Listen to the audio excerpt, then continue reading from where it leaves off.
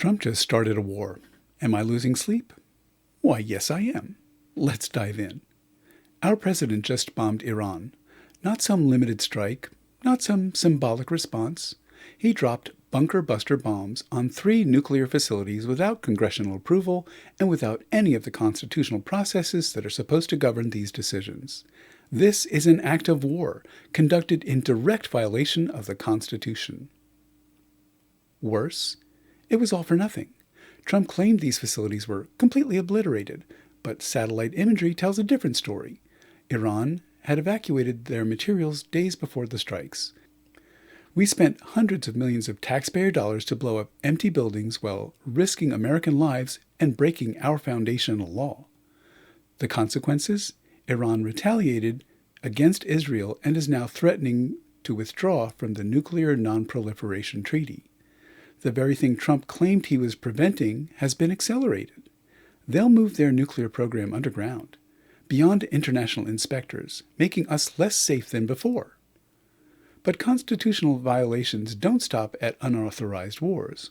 While Trump was bombing Iran, he also installed 88-foot flagpoles at the White House. Why 88? Because it's the code in white supremacist circles for Heil Hitler. When did he unveil them? The day before Juneteenth. This isn't coincidence from the man who called neo-Nazis very fine people.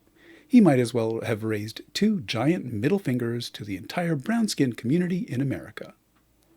Then there's the immigration enforcement. Trump's administration has arrested over 100,000 people in sweeps that have caught American citizens alongside legal immigrants. They're demanding ICE arrest 3,000 people daily while building detention capacity from 41,000 beds to over 100,000. They're spending $45 billion on cages for human beings. Here's what should terrify every American. They're using masked secret police to do it. ICE agents now operate in full-face masks with no badges, no name tags, no identifying marks. They arrive in unmarked vehicles, dragging people away with no accountability. Every fascist regime in history has depended on secret police.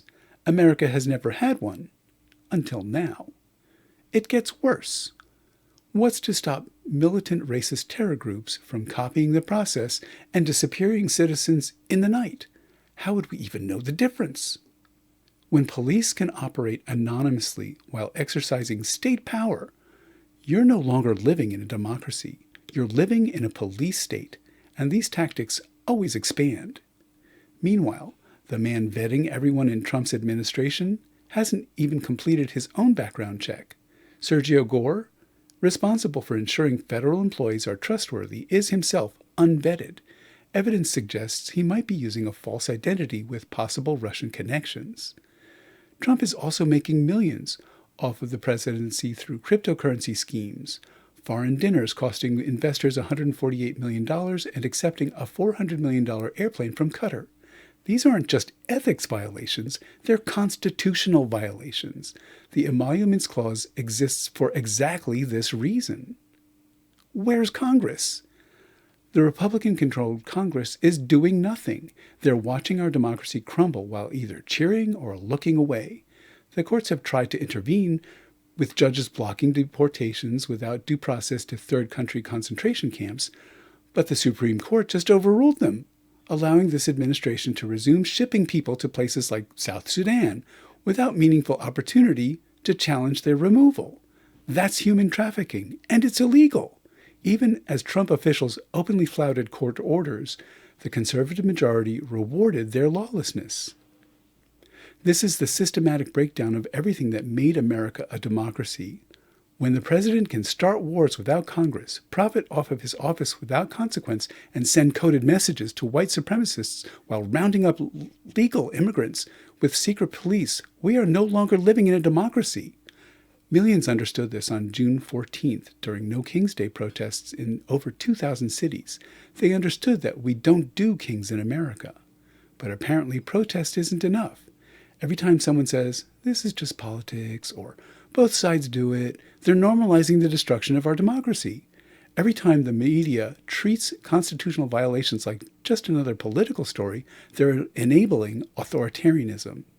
The institutions that should protect us are failing.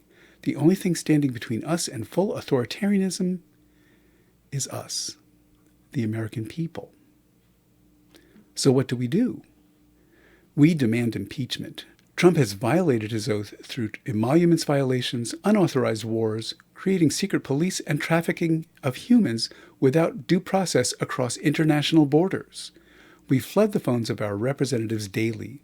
We organize sustained, peaceful demonstrations. We support local officials refusing to cooperate with unconstitutional federal overreach. We protect each other through mutual aid networks. We educate our neighbors about how bad this has become. And we prepare for the long haul. Democracy is fragile and requires constant vigilance. The people of the Weimar Republic thought that their institutions would save them too. They learned too late that democracy can disappear faster than you can imagine. We still have time, we still have the tools, but we have to use them now, every single day, until this threat ends. The choice is ours: resistance or complicity. Democracy doesn't save itself, and right now we're losing it. The window is closing. Act now or explain to your children why you didn't. I've built a short toolkit that you can use to get started. It includes a Phone Your Legislator guide, a Find Your People guide, and a list of resources for organizing resistance. Check out the link to the companion page to this video in the show notes for more information. This is Chris, the amateur ethicist. Thanks for crossing the road with me today. I'll see you in the next video.